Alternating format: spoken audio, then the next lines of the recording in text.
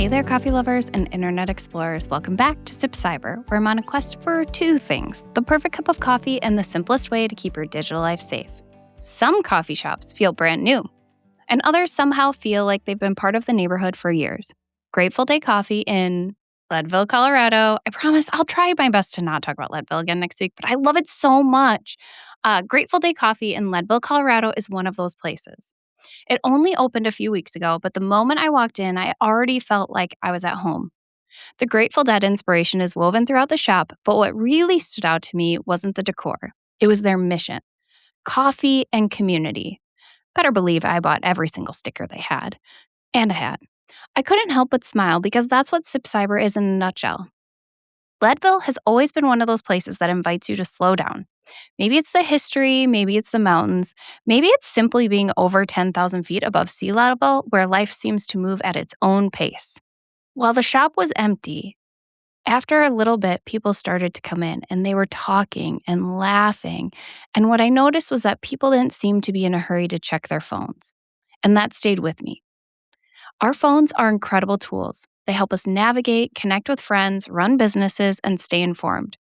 But they're also designed to compete for our attention. Every notification, every badge, every bright screen asking us to look just one more time. Lately, I've been trying one simple change that's helped me become much more intentional with my phone. I turned my screen red in the evenings. At first, it looks a little strange. Everything takes on a deep red color, and suddenly your phone isn't nearly as exciting to stare at. Without the bright colors constantly pulling at your eyes, you naturally find yourself reaching for it less often.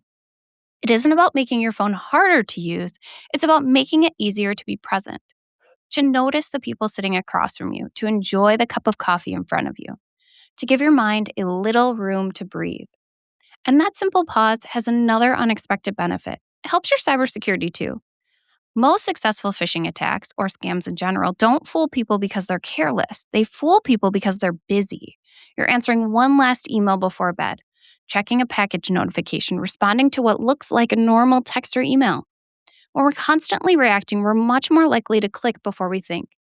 But when we've trained ourselves to slow down, even just a little, we're more likely to notice something feels off. That's one of the best cybersecurity habits there is. Not better software, not another app, simply creating space between the notification and your response. And that brings me to one small step that helps.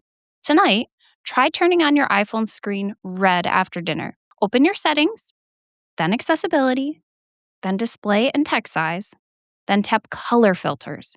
Turn them on, choose color tint, and slide both the intensity and the hue all the way to the right until your phone becomes a deep red. Then, make it easy to do that over and over again. Go back to your settings, select accessibility, and accessibility shortcut.